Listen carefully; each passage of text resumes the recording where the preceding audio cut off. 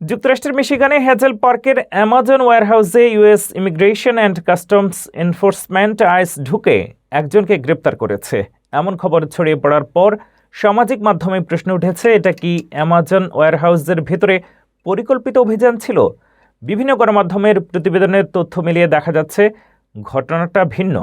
আরও জানাচ্ছেন Farzana Afroz. মিশিগানের hazel park সিটির 9 মাইল রোডের অ্যামাজন ওয়্যারহাউসের ভেতরে সোমবার সকালে হঠাৎ ঢুকে পড়ে আইস।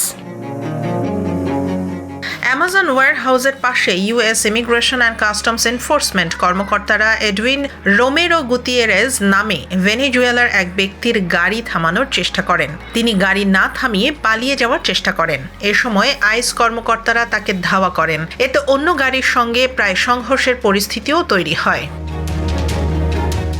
পরে রোমেরো গুতিয়েরেজ চলন্ত গাড়ি থেকে নেমে দৌড়ে অ্যামাজন ওয়্যারহাউস ভবনের ভেতরে ঢুকে পড়েন। এ সময় নিরাপত্তা কর্মীদের অনুমতি নিয়ে আইস কর্মকর্তারা ভবনের ভেতরে প্রবেশ করেন এবং সেখান থেকেই তাকে আটক করেন। স্থানীয় পুলিশ কল পেলেও ঘটনাস্থলে পৌঁছানোর আগেই গ্রেফতার সম্পন্ন হয়।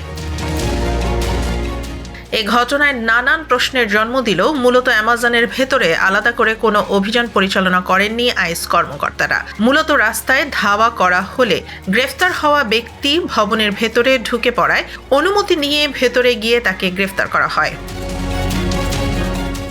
এদিকে আইস জানিয়েছে 2023 সালে রিও গ্র্যান্ড ভ্যালি সীমান্ত দিয়ে অনুমতি ছাড়া যুক্তরাষ্ট্রে প্রবেশের সময় তাকে বর্ডার প্যাট্রোল গ্রেফতার করেছিল। বর্তমানে তিনি ইমিগ্রেশন প্রক্রিয়া শেষ না হওয়া পর্যন্ত আইস হেফাজতেই আছেন।